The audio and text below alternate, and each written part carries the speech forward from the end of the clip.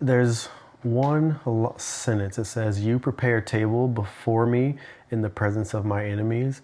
You anoint my head with oil. My cup runs over." Okay, so what we've been given for some context here, it says, it talks about being shepherded and not being in want or in need. Okay. And so it's like the shepherd is present. I have no want. I have no need. And the whole thing about is, so we're trying to put ourselves in the shoes of a sheep. Mm-hmm.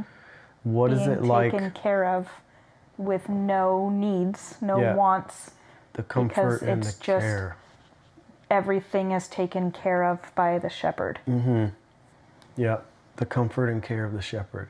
And apparently the sheep trust the shepherd. Like that relationship is just there. And when he speaks, they know his voice. Even if they're blindfolded, they hear the shepherd's voice and they can find him. Right. He can just speak and they'll come. Yep. And so there's this trust, and they know that they'll be guided and taken care of. Just the relationship is there. He makes me to lie down in green pastures. He leads me beside the still waters. So the image here is like just luscious green pasture, you know, like there's plenty to rest upon and there's plenty to Nourish. eat. Nourishment. And still waters, it's a place of peace, and there's plenty to drink. So all of this is like abundance and providence, you know.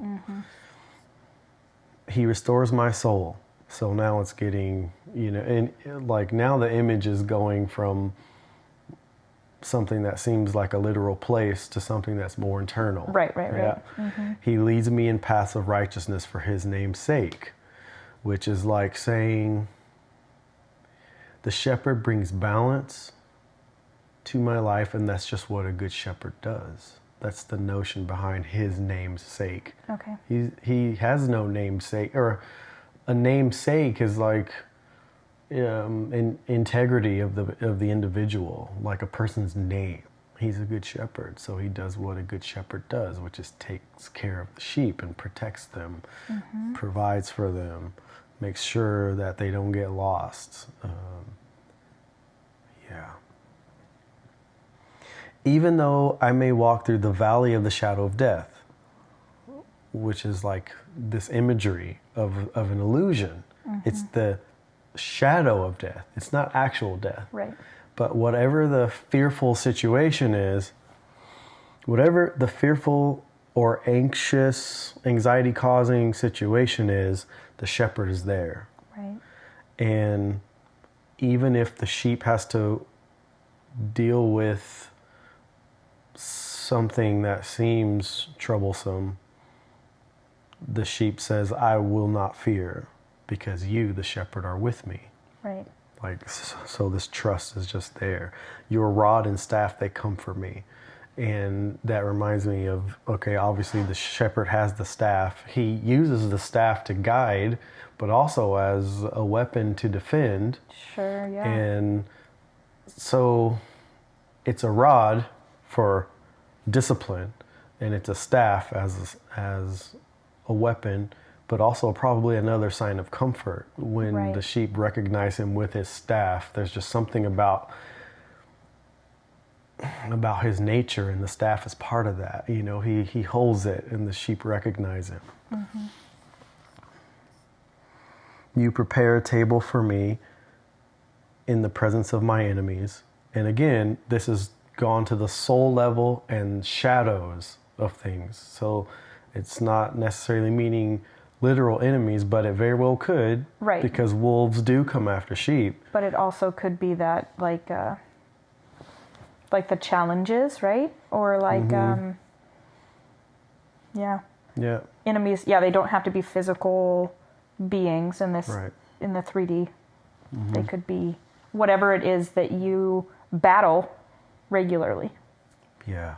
Internally or physically. In terms of a four-legged animal like a sheep, I'm thinking of Sutter, your black lab, who, when bikes approach, she's nervous and anxious. And so this is an example of an enemy. Sure. You know, it's like it could be a real threat when a bike approaches, because anyone can be harmed by an approaching bicycle. It's just accidents like that can happen, but that's not necessarily a legitimate fear. Right. But it's just a potential. Sure. I'm not sure what in the world of a sheep is an example of that, but I'm sure sheep have their own anxieties, just like every animal. Like, Sure. oh, there was a dog once that I knew who didn't like to walk over. They're not manhole covers, but they're similar. They let the water fall through, but it's still metal. Oh, like a grate or like whatever? Like a grate, I guess. And the dog would take a long way around that thing. You know, that thing was an enemy. Yeah. Yes, you know? Yep. So this is an example of my enemy, and that the shepherd prepares a table. A prepared table is a place of comfort. So again, just, you know, it's like, I know I'm safe at the table. I know I'm welcome at the table. I know that I'll be provided for at the table. So even in the presence of my enemies, even if I'm anxious about something, there's still this table being prepared and it's present. You anoint my head with oil, my cup runs over. To have your head anointed in the ancient times was to be chosen. Okay. You're The anointed one. You're loved. Like, you're cherished. To be anointed was you are cherished, you are loved, you are trusted, and my cup runs over is just a symbol of abundance. You know, in our culture, we talk about the cup being half full, or the cup being, what's the opposite? Half empty? Half empty or half full, yeah, of course. So we talk about that, and here it says the cup runs over. That's not something we say in our culture. No midway. It runs over. Yeah, it runs There's over. So much abundance. There's so much. Surely, so now the sheep is so confident, seeing all of this. Surely goodness and mercy will follow me all the days of my life. And it says, I will dwell in the house of the Lord forever. And we know that the word Lord is I am. That is where, it is. Surely I will dwell in the house of I am forever. And the house is right here within each of us. The house is within. It is all that I am. Yes. Pointing to the fact that all of these things about the shadows and the enemies, and shadows and enemies are things that are projected about the world around me. But the house, this inner place of I am, the whole psalm is saying there's so much abundance there. And in fact, when we talk about the shepherd, we're also talking about the I am. Right. We know that for sure, because in the context of the psalm, when it says the Lord is my shepherd. The Lord is my shepherd. Right. There it is. I am is the my I shepherd. am is my shepherd. And when the man that we now call Jesus came on the scene, he said, I am the great shepherd. And another way of translating that is, I am is the great shepherd. Right.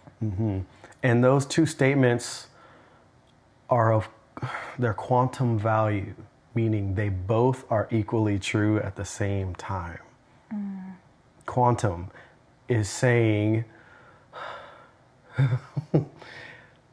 heaven and earth is quantum.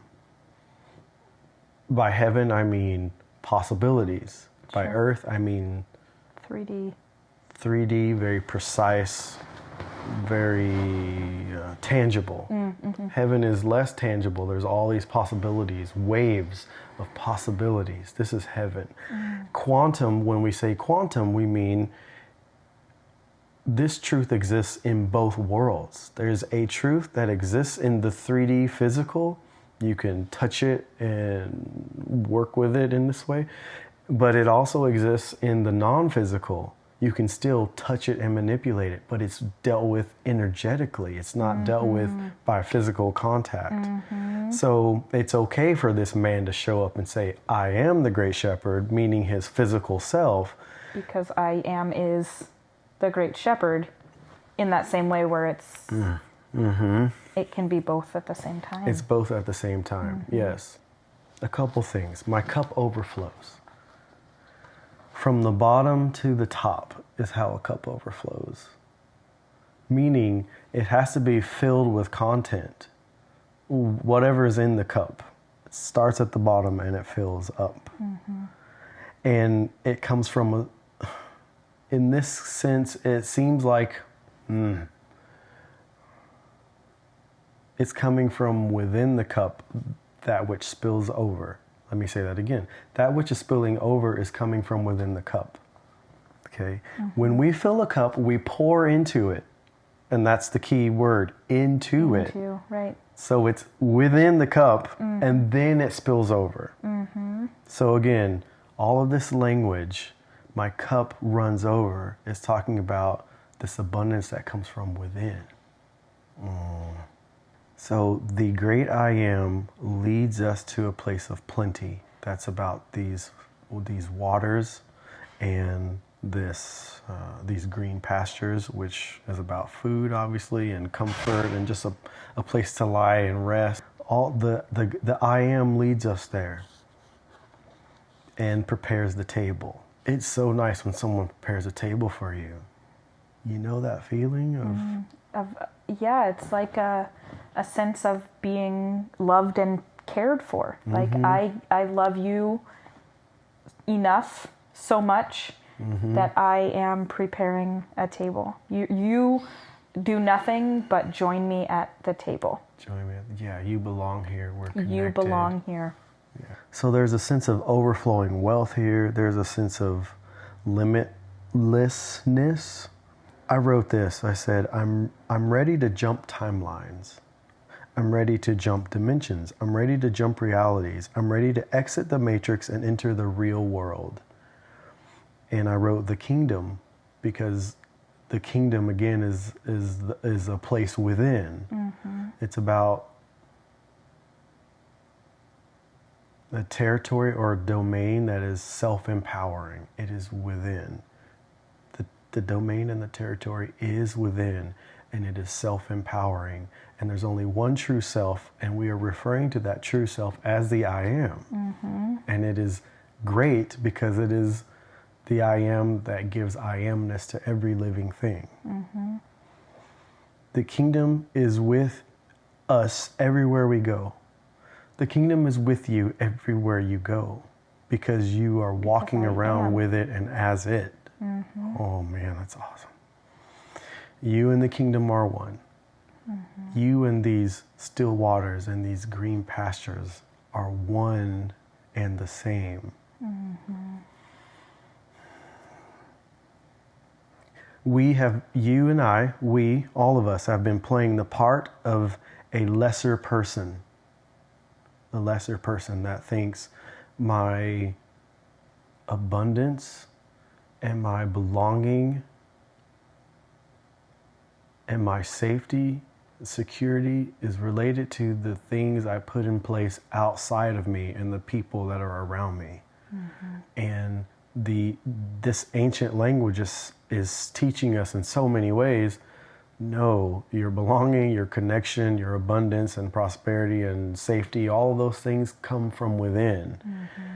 This is quantum power. And the thing about knowing the difference between, okay, again, quantum means heaven and earth. It means waves of possibility and particle and form.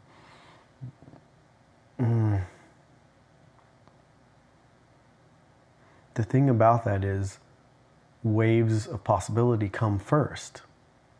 But the way we've been trained to think is the world of particle and form comes first. Right.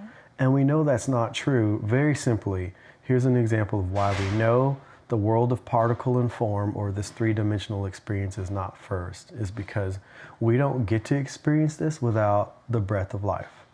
the fact that we're breathing right now. Something invisible yet gives us this life energy or animating energy. And the ability to then experience things in particle and form, right? Exactly. It's because of the heavenly world that we get to experience the physical world. Yeah. Yeah. Yeah. So this is what I mean by we've been playing the part of a lesser person. We've thought it's all about particle and form and the things that are present in the physical, when really and truly it's all about what's happening within us, within our thoughts, and within us, within our thoughts, just plain and simple. Right. Because that's the energetic side of things, how we perceive and how we are conceiving what we are perceiving. We're making it up as we go. We're interpreting things, and all of that's invisible, like magical stuff happening, that we have the power to do that, and that we can all do it differently, though we may be in the same space. Sure. Right? Right.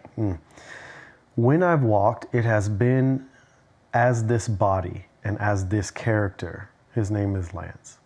And when you've walked, it's been as that body and as this character, which is named Sammy, or called Sammy. So this is what I was referring to when I said I'm ready to jump timelines or jump dimensions or jump reality. I'm ready to walk in the spirit of reality. I'm ready to walk in and as the kingdom all the time. I'm ready to walk in and as the breath of life all the time. I don't want to just put it off to something I do early in the mornings when I wake up, and something right before bed. And if I can get a little in here and there to experience, I want to walk as the true I am at all times. Always. And that's what I was saying by being ready to jump timelines, because this is a different person then.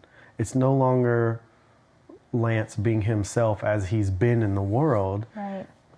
It's now the I am getting to express itself through this body, which has been called Lance. Right. It's a different mindset altogether. The focus is different. It's no longer how do I manipulate the physical world by engaging with it. It's more like how do I manipulate the physical world by engaging through the heavenly world, using the waves of possibility to affect form and particle. And again, the ancient languages, the ancient scriptures of all Eastern cultures have been trying to tell us this for a long time.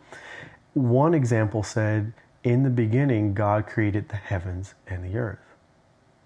And that's that the quantum first, yes, it's right there. That's right? the Like quantum. He did it.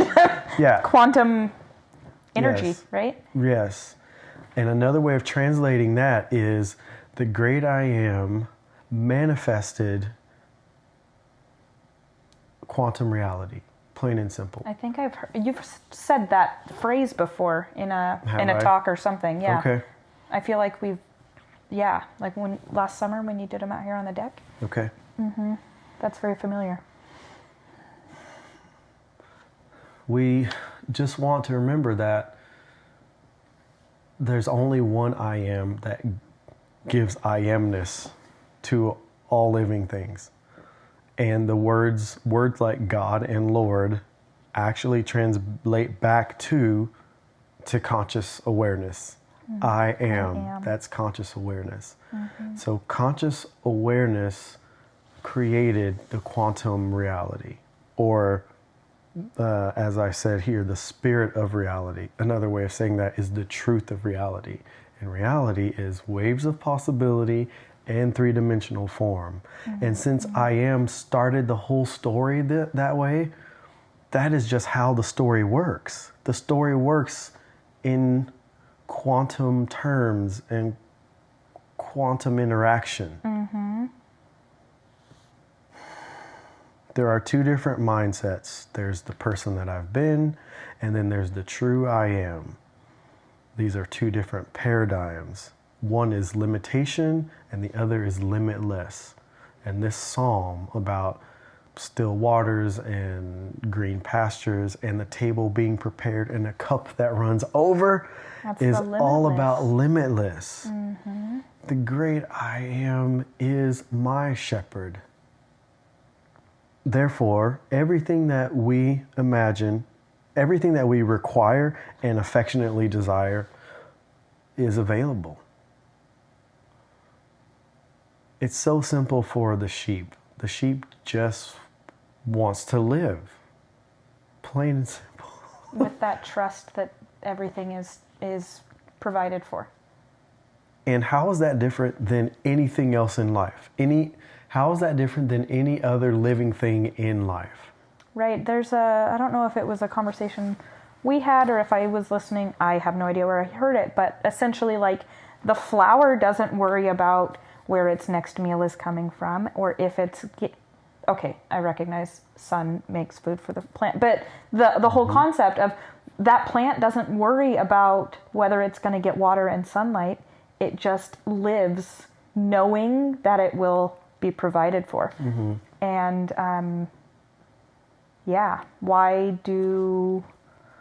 why does Sammy not live with that same trust and belief? I know why. Because of conditioning. Because of conditioning. What do you mean by that?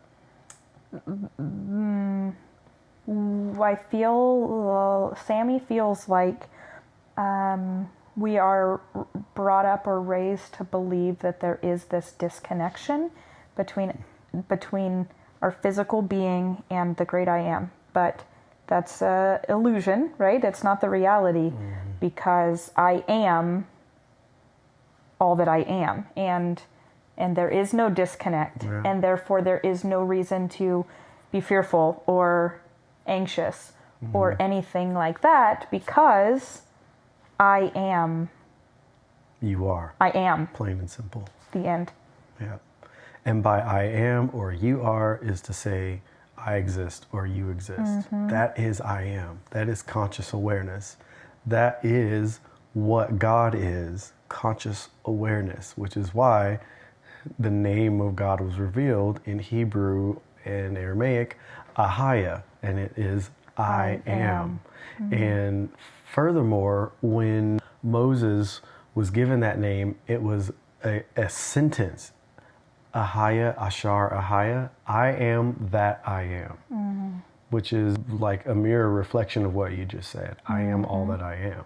You can't put a label on this and try to name it or file it into some category because I am is the ground of being. What that means is everything is built upon I am. Right. Everything is sustained and founded upon I am. Even our man-made systems, even our conditioning and the paradigm that we've like lost ourselves in is still built on I am. Right. Without I am, we can't even imagine anything. Even our illusions wouldn't be possible. Right. Without I am. It's non-existent. It's non-existent. Yes, because I am is the base of everything. It's the base, yeah. And so that would be, Yeah. So that means, well, essentially we should be encouraged to get back to I am. Because everything is built upon that. That means I am's the most real thing. And you are walking as that all the time. You're just in a different mindset. It's like, for example, I don't know, driving some supercar, but believing you're driving, I don't know, something that's not a supercar and you're not very happy about it. You don't realize the abundance that you have access to. So if the cup overflows from within and this table is being prepared and the only thing required of you is to be present. Oh, let's talk about that. What does it mean to be present? Because I'm saying I'm ready to jump timelines and jump dimensions and jump realities and exit the matrix to enter the real world. Right. How do I just be present? I'm not looking for an answer. I'm just putting the question there. If you feel like you want to answer. The first thing that comes to my mind is just that idea of sacred breath and breathing, like connecting to the great I am. Like that's how I do it. Is just that breathing practice. Okay. Yeah. And I totally agree. For those who are listening, I want to clarify about the sacred breath that that's just a way of referencing the breath of life again. It's the thing that you're already doing, but you're not realizing that it is sacred. And for something to be sacred is another way of saying that it's precious. It's a very simple word. When we hear words like holy or sacred, we think it's some kind of religious thing. And welcome to our conditioning and our construct and our paradigm again. Right. Where the problem is our thinking. It's Right. not the words necessarily. They're just words. We are the ones who apply the meaning to we them. we attach to it, right? Yeah. So sacred breath is another way of saying holy breath or pure and precious breath. It is the fact that you must have this breath or this wind or this spirit, because the word for breath is also translated as spirit and wind. You must have it to live. That's what makes it sacred. It is the magical energy that animates everything that is alive. Sacred breath. Yes, sacred breath is the key. We go about our day not breathing consciously, and don't understand how our stress rises and rises and rises. But if we learn to breathe consciously, the body settles down, the mind settles down. We get to understand fact from fiction, more accurately, reality from that which is not reality. The illusions, right? The illusions, just by breathing and being centered and understanding the nature of I amness, which I would say another way of qualifying that is to say the nature of God, even though God is another term that's loaded with a lot of cultural baggage. Right. So, the religious connotation of the word God. Yeah, as some person. Right. As some person, I don't know, some authoritative person. It's the image of the authoritative person. It's not even in saying the words authoritative person, because I am must be a person in the sense of conscious awareness. Like, to be consciously aware means there must be a thought process, which means some kind of intelligence is there to do the processing and to make some sort of judgments. And we typically say persons do this, right, do that. Right. So it's very complicated. Again, it's very quantum language stuff that we're getting into. The most horrific idea of God is as some judge who is ready to, I want to say discipline, but that's not the word. It's more harsh than, it's a judgment that's nearly apocalyptic in nature. Like, okay, you're not falling in line, so you must die. Right. Type of. And that is the part of the word God that really pushes people away.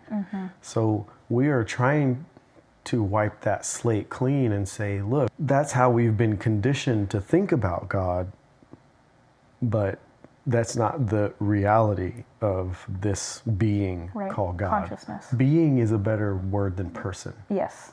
Conscious awareness is being, the ground of being. We got on the word being present. We said sacred breath. I don't remember, was the sentence, something about being present. I'll have to listen back to know what I said. But I think you were talking about making that jump, and how do I be present? I don't think that's grammatically making the correct, jump, yeah. But how do I know that I am present? Right. In that kingdom. In this kingdom, and now we're saying kingdom, and just to make sure that everyone can keep up, it's in this psalm, which I don't even know if I've said it's Psalm 23. In this psalm, what is portrayed is this green pasture and still waters, and then there's this table that's been prepared, and even though there are things that may cause anxiety around, still there's comfort and there's abundance and everything is taken care of, and there's a cup that you have a cup that's spilling over, which is another sign of just being cared for and loved, and that there's plenty to go around. Don't worry, everything's okay. And how do we jump timelines then? How do we jump dimensions? How do we jump realities to get out of our fear-based three-dimensional matrix or paradigm or mindset into this other world, kingdom of abundance, of and abundance comfort love and trust and trust, yeah. All the things that the shepherd does for the sheep. Right. How do we do that? So we said breathing is one. Yesterday, I was so inspired for the first time, and what it's done for me today has been amazing too. I took control of every thought. I've never done this before. What I mean is, it may be fun for us to try. I'm not sure if it's possible but maybe. Everything that I did, I spoke creatively and positively about what I was doing. So if I was writing, I would say I am wisdom. Because I'm sensing what it takes to understand language and to write it. So I may say I am skill. Because, there's penmanship and there's thought process. And so whatever positive, creative thing you can say about what you're doing with I am being the focus. So now you are living affirmation. If you live this way. So where I was saying, where is it? I'm looking back. When I've walked, it's been as this body and as this character. I'm ready to walk in the spirit of reality or the truth of reality. And there is an ancient scripture that says, walk in the spirit. It says, walk in the spirit. Walk in sacred breath. And I felt like yesterday I've tapped in and I was like, whoa, this is cool. I got in the shower and everything that I did, I would turn on the water and I would bathe and I would use the soap, and even taking a step to do this or that, I was staying present in the moment. My thoughts weren't wandering off to outside things where the anxieties might be. Right. I was present, and we were asking the question, how do we stay present? Paying attention to every thing that's happening right here, right now, because, by the way, presence is right here, right now. It's not anywhere else. It was really, really neat. So for 60 seconds, I'm just going to guess how long that is. I'm going to show you what that was. So for those of you who are listening, I'm sitting in a library with Sammy. There are 4 couches here, and there's a table in the center with a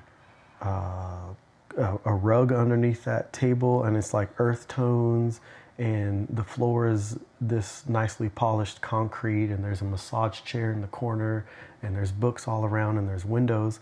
I can see trees from the forest. I can see cotton floating through the air from the cottonwood tree, and the wind's kind of blowing. There's a couple plants in here. It's a really nice, quiet, comfortable environment. So I'm just going to begin to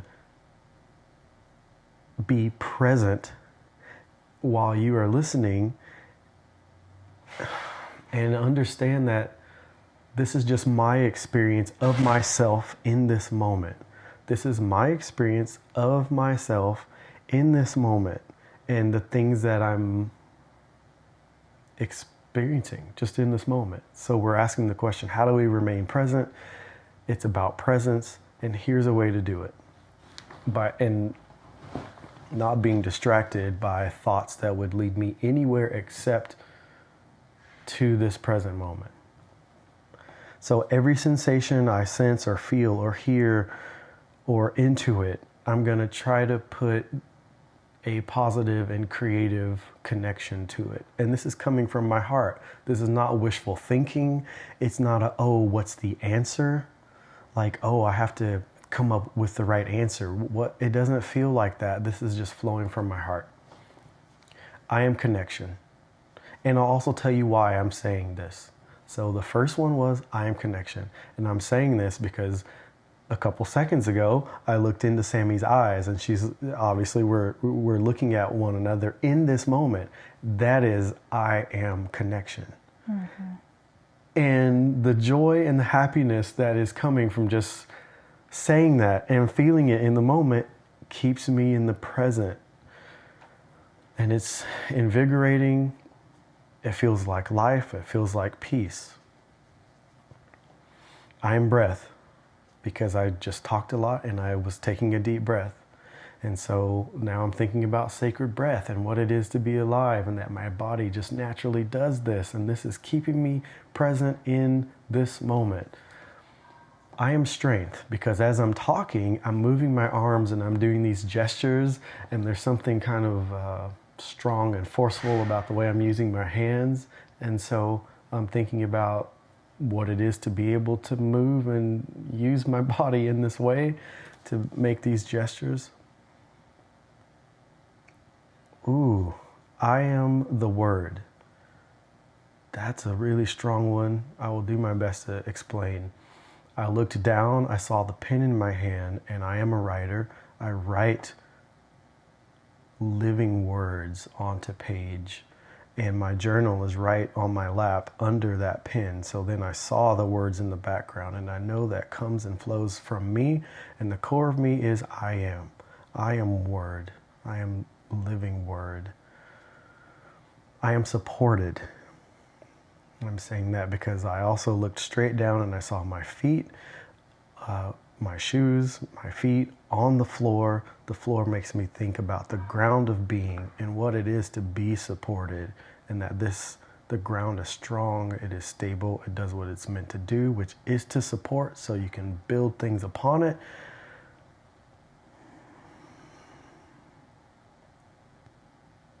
I am intelligence.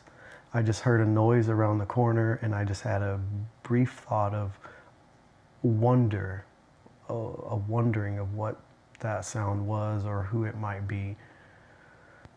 I am alive. I just, looking out the window, I see the wind moving the trees, and it made me think about life. Okay, that's probably 60 seconds, and that's just an example of how I took in everything that I was experiencing in the moment, and then just put that creative I amness to it, and it keeps me present. Can I share, as I was watching and listening to you and breathing, I kept, in my head, kept saying, I am comfort, Okay. I am peace, and I am calm. Just, I don't feel like that needs an explanation, but it kept cycling, so. Nice. So that was last night when I experienced that, and the way I have felt different, like a different person today, I'm sure is in connection to that experience last night. And now getting to share that with you, Sammy, and with everyone who's listening, is growth in understanding how to remain present, how to jump timelines, how to jump dimensions, how to jump realities. It's not as if you're going somewhere except within. Yeah. And the within piece is just presence here and now. And ironically, another way to translate conscious awareness is simple presence. This is the nature of God. Conscious awareness is simple presence. Just be here and now, and you will know. I can't even finish that sentence. That is perfect. You will know. And there's an ancient passage that says, you will know even as you are known. That is what simple presence does. If we can marinate in the moment, you will know even as you are known, which is the great I am. Conscious awareness knows you perfectly. The problem is you aren't in touch with that, so you don't know you perfectly yet. But the more you practice the presence, you begin to see the reflection, which is, oh, I am. Oh, this is now quantum, because that which knows me is who and what I am. The invisible world and the 3D world. I am in the 3D, but I am is invisible too. Right. We overlap and we are one and the same. And I'm doing my arms in this gesture like a Venn diagram for those of you who are listening. This is why everything I require, we require, you require, and affectionately desire is all it already is, because this is just the nature of life. Okay, think about it. Let's say there's something you affectionately desire, like you affectionately desire to, give me an example. Something you just would really love to do or would really like to do. Quilt all day. Okay. Somewhere in the world, someone is doing that. That lifestyle exists. And there's no reason it can't exist for you. Right, it does not have to be created. It already is. It already is. It's already a thing. Just the fact that you can think of it. Just the fact that you can think of it. Okay, the thought is waves of possibility. And it is waves of possibility that make it manifest in particle and form, or the three-dimensional experience that we call life. So if you can think it first, then it exists. Yep. That's what brings it about. Someone had to imagine humans flying like a bird. They didn't know how it could happen, but they imagined it, and now we can all fit into a giant bird and fly, so to speak. It started in imagination. It started in the heavenly realm. Right, that invisible thought, Yes, right? Yes. But when we're thinking it, we sense it and we feel it, which means it's already touching the physical real. World, right? Because it's in our body then. Then 2 really short sentences came out. I was just writing all of this, okay? It says, enjoy everything, resist nothing. Enjoy everything. That's what I just gave an example of for those 60 seconds. Everything that was happening, I was just curious and playful and came up with the most creative way of feeling and experiencing and saying what it is. And that kept me present. Resist nothing, because if I'm in resistance, now the energy is totally different. And the feelings of comfort, and you said peace, and you said calm, those don't exist when resistance begins. Right. I feel like once you resist, then it's taking you out of that unconscious flow, because if you're offering resistance, that means you're consciously. You can totally tell me if I'm on the wrong track. No, but, it's okay. Like when you are staying present and it's that peace and that calm and that comfort and that aliveness and all of those things. I'm not resisting any of those, right? I'm not resisting the calm or the comfort or being alive or the breath. But once I start resisting things, then it brings me to a more conscious 3D attachment to whatever it is that I'm resisting. Right. Yeah, it seems to me like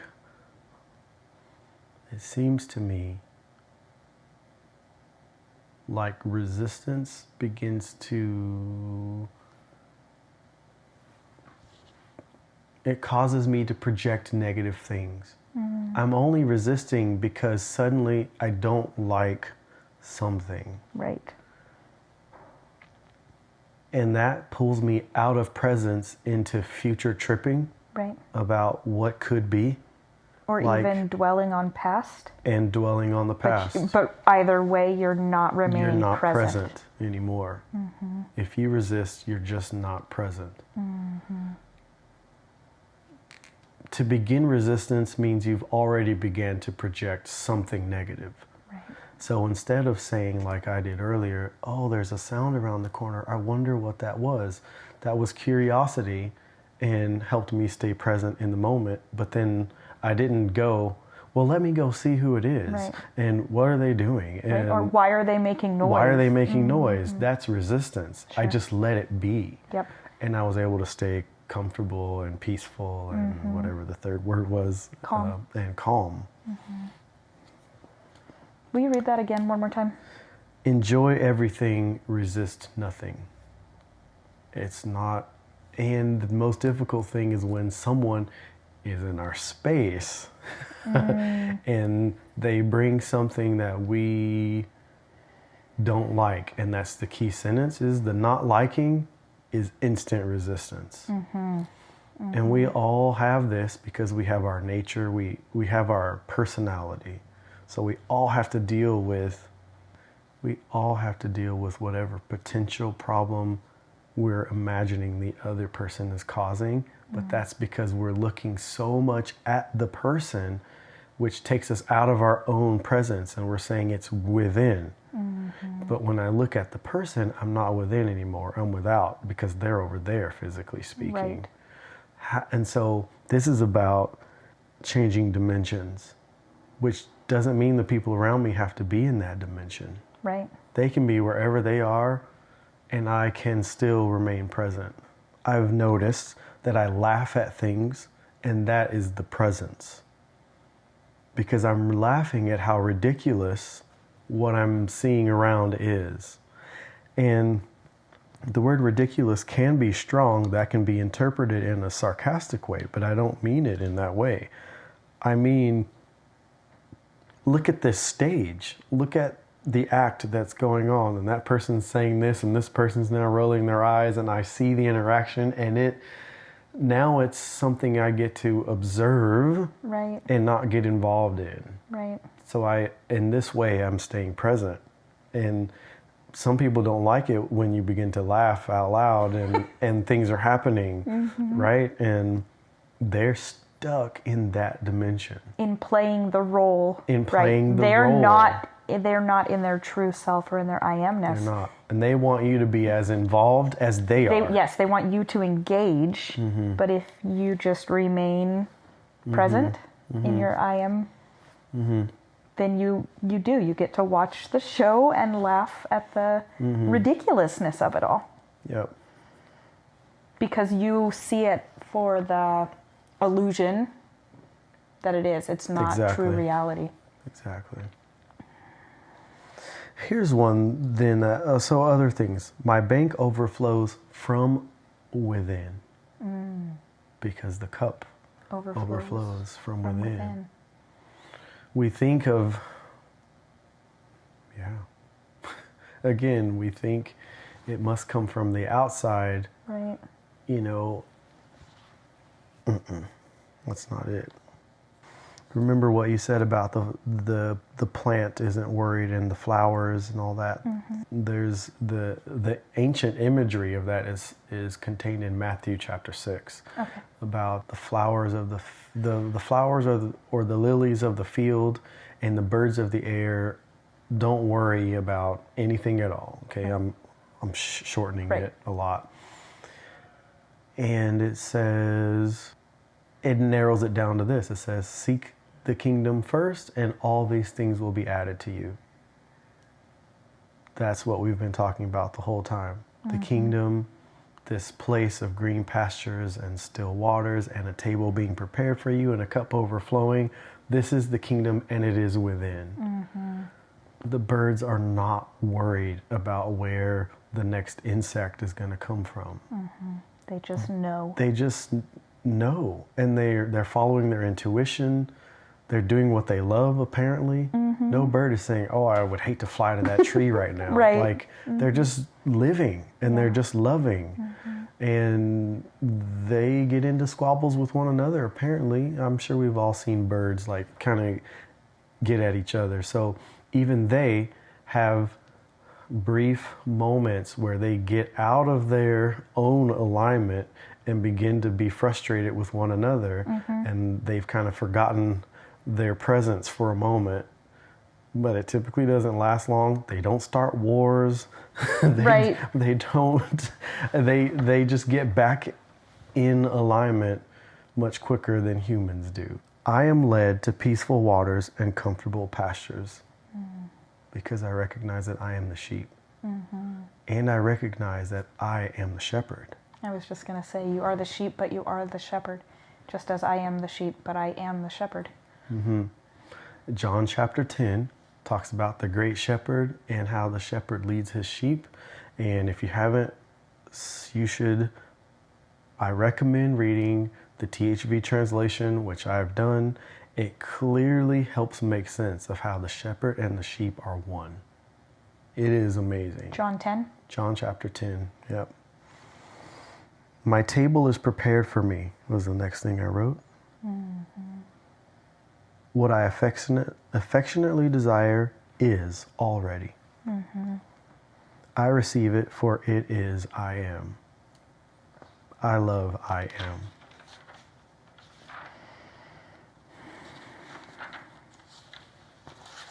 Okay, and then today's the first, right? So this happened today. This is spilling over from, it's just spilling over. You don't have to work for any of this. This is still related to Psalm 23. The sheep don't have to work. They just get to follow. They're following the shepherd. Right. And they're just being, because they're not. The thing about sheep is once they get into the zone of following a shepherd and recognizing the voice, they stop worrying. Right. They're not wild creatures who are on the lookout. They're domesticated to some degree or another. They understand to stay connected to the shepherd. Yeah. Now because they understand that relationship to the shepherd, right? Yes.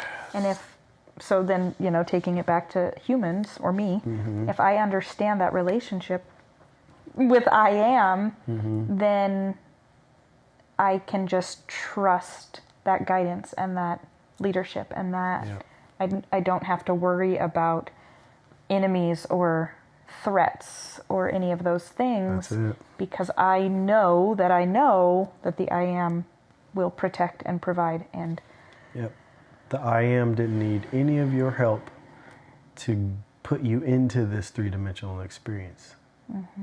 Didn't need your help. It occurred naturally. Naturally occurring and organic. I am. Yes, you are. Naturally occurring and organic. You didn't have to work for any of this. That's a really great sentence because it shows the different mindsets. Because we live in a conditioned world that says, oh, you got to work hard, you got to put in, and da-da-da-da-da-da. And it takes a moment to take a bird's eye view of what all is happening there and how the striving is actually resistance to I amness. Right. Putting in and working hard and you got to go and you got to push because there's no other way is resistance to being. And we're saying conscious awareness and I amness is being present. We're saying the birds and the flowers of the field are not pushing and going hard and no, that's actually putting us in resistance to the flow of still waters. And the thing about the flow is it goes downstream, meaning it's effortless. And what's upstream apparently is an endless source, right? It just keeps flowing gallons and gallons and it doesn't stop. And as long as that source is flowing, then green pastures don't end either. Right. Like it all just works together. The pastures are a place of safety, stability, rest, and providence. The waters are the sacred flow, which I just described as being endless and downstream. You just rest. You don't get in an inner tube to be in the flow of a river and then try to go against the flow. Right. You don't do that. You don't. You ride a surfboard to get in the flow, not to resist. Right. The waves will crush you to death. You just, and this is how we know that the working and the resisting and the pushing and I must go hard, all of that is working against the very nature of life. You don't have to struggle to take a breath. In general, we just do breathe it. in and it's there, it's easy. We don't resist breath. We don't resist life. Right. There's nothing in our organic experience about being alive that says you need to work at this. The only thing that needs our attention and our diligence is going within and knowing I am. And then that initial work or diligence or Practice. attention becomes you are just in the flow. Right. Because it may be difficult at first because you've lived in the illusion of this three-dimensional human system we've set up. And so it's not easy to jump timelines or jump dimensions. It doesn't just happen that way. Lance was able to write, I'm ready to jump, because he's been at the practice for so long that he recognizes the two worlds. Right.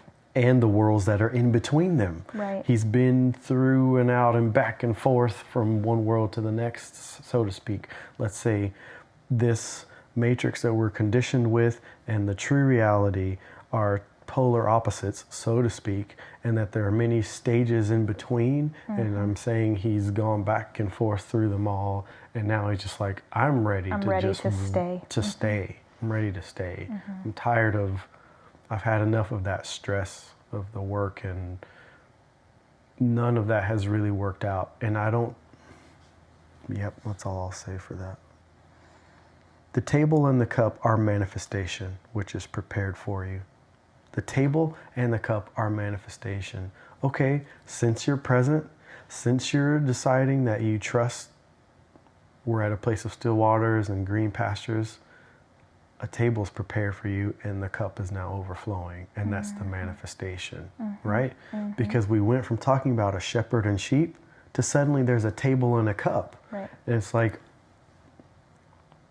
those things don't go together. Right.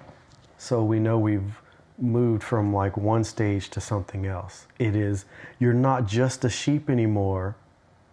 This sheep has been transformed and is now standing upright and gets to sit at a table with the shepherd as peers. And that's where the oneness and the unity, how you said the shepherd and I are one. When you're invited to the table, you're seen as equal. Oh, it's amazing. It's beautiful. The table and cup are manifestation. And transformation, apparently. That's a good word. I need to jot that down. Transformation and manifestation, which is prepared for you. You can't transform yourself, and manifestation, you can't transform yourself. The I am has to work with you to bring that about. And as that transformation is happening, manifestation becomes a reality. No, not reality. It becomes the experience. Right, evident. Yes. Stay here. Stay within was the encouragement that I received. This is the storehouse. This is the closet. This is the kingdom. Those are key words because, again, from Matthew 6, there's encouragement there that talks about going within, and but it calls this place within the closet. And when you look at the ancient word for closet, it also means storehouse. Okay. And a storehouse is a place where there's plenty. Right. It's a storehouse, storage and abundance. I am is the power. This is the secret place. Stay here. Walk here. Everything you affectionately desire is here. And then the final thing I wrote was, I now see the portal in and out of the real world. Okay, let me show you what I pictured what came to mind. As I'm experiencing all these things, I'm writing and I'm applying it. Here's what I saw. You know how that rectangular thing appears in the Loki series and they walk in and out? That's what I saw. And it clicked. It just made sense. That entering within is just that simple. And sure, you may need breathing practices and you may need some practices.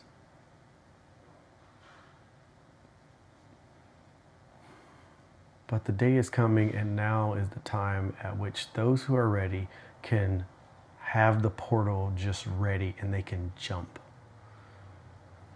And that's what THV is about. That's what the identity process is about. Knowing who you are and what you're here to do. Learning how to apply these principles in your life. Learning to live without fear. A better way of saying that is learning to create the life you love, and thereby we can create the businesses and organizations and communities that we love. It has to happen in that order. You cannot create communities that we love if we don't have lives, meaning individual people that love themselves first. Right, and it all starts with yourself, right? It starts with you. Like I starts with me. I have to love myself before I can even love one other, let alone a community of others. Well, my friend Sammy is at Sammy Jo Sews. Sammy Jo Sews on Instagram, which is also a .com website. And you might understand by that name that she does sewing. Sammy came to the retreat that I did last fall, and a second retreat for this fall is in the making. It's a little of a bit of a slow process because the identity process book is now on Amazon, and that's kind of taken my attention for a while. So that's exciting. You can purchase the book now, and the audiobook should be available soon. What other fun things are happening? The next, THV's first album will be released sometime this fall. I'm hoping early fall, meaning, I don't know, late August or early September, somewhere around there. I was just listening to 6 of the songs today and they sound really, really good. I think it's going to be a 12 to 13 track album. And you mentioned earlier the Creating the Life You Love, and just a plug for that podcast series that you like listening again if you've listened once. Just picking up on different things as you're, like for myself, you know, I've been listening the last week or so as I walk my dog, and I'm in a different place now than I was when they were recorded, even though I was there for those sessions. So I guess just like advocating for, there's so much that can be learned even on a re-listen, because you're in a different, I'm in a different place. I can't speak for everyone, but I would assume you're in a different place, in a different space. And so, yeah. Yeah, that's good. Thank you for saying that. I also am in a different place than when I gave that, what am I saying? When you created that series When of I talks. gave, that was perfect. Say that again. When you created that series of talks. I was in a different place, and where I was presenting information that I had learned and was working with. And like I was saying about the mindset and illusion that we live in our cultural mindset, and the true reality being on polar opposites, and there being worlds or dimensions in between, or timelines in between. I guess I just want to say that Lance is still growing. And you experience the information at new levels. Absolutely. You just do. There's another ancient passage that I'm yet to translate that talks about going from glory to glory. And what it's saying, I'm not quoting it at this moment, but it's something about being changed level by level. And this is what it means by glory to glory. And the word for glory is related to light. And that, you know, we talk about energy. And so it's like saying light to light, or ever increasing light, more illumination, greater wisdom, greater manifestation, higher understanding and unfolding. And it's a process. So it's not like you don't get to start today and just jump dimensions tomorrow. Right. That's not how it works. And I feel very emotional at this moment about that, because it means that your true self affectionately desires that you would start pressing in and learning the principles today, so that your day of jumping dimensions becomes a reality. But the more we put it off, the longer you put it off, the more you're delaying your leap, your potential power to take a good look at the world and go, oh, I see how this is now operating, and I am greater than that. I don't have to be tied down or shackled by certain boundaries and rules and limits that make me live in fear, or with anxiety, or with depression, or not feeling good enough, or wondering why people always leave me, or why people say things and don't follow through, or why my job's always been a struggle, or why my bank account has always been a struggle. I'm here to tell you that you don't have to live that way. So it's time to learn something new. We've all spent many years of our lives living out the matrix and expectations of this world. And it's just time to live the life you love. Time to live the life that you love, that you really love. Not just a little fun here and there, right. And not just working 5 days straight just so I can get to the weekend, because that means I'm somewhat miserable during that 5 day. That's not a life you love then. You know, right. Working for the next vacation, even working for retirement, that is not a life that you love. Psalm 23 and all of this about the shepherd and the great I am and going within is about the promise of experiencing the life you love right here and right now. And it just begins by being present, which we've talked about. And thanks for listening.